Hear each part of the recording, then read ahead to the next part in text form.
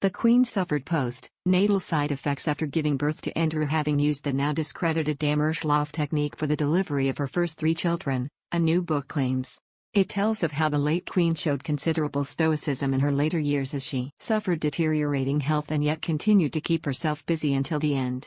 But it has also given a rare insight into the details over the births of her children, which are normally kept private, with the book by Giles Brandreth giving some surprise information about the deliveries. Charles, Anne and Andrew were all born using the Dammerschlaf or twilight sleep technique, where the pregnant woman is put in an amnesic state. This approach to giving birth originated in Germany and became popular in New York at the start of the 20th century. It involves women being given injections of morphine and scopolamine, which caused a drowsy state with some pain loss but without a loss of consciousness. Popularity of the technique dwindled, though, as it was difficult to give the precise measurements of the drugs, and also because it caused amnesia, so there was still pain but the pregnant women just didn't remember it.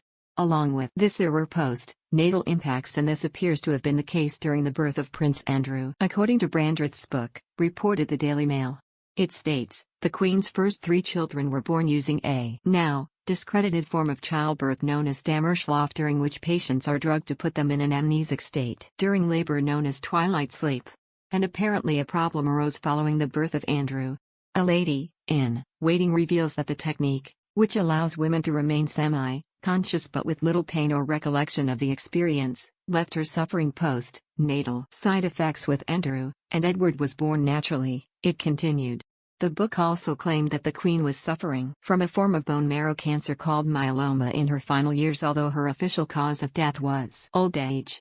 I had heard that the Queen had a form of myeloma, bone marrow cancer, which would explain her tiredness and weight loss and those mobility issues we were often told about during the last year or so of her life, Brandreth wrote.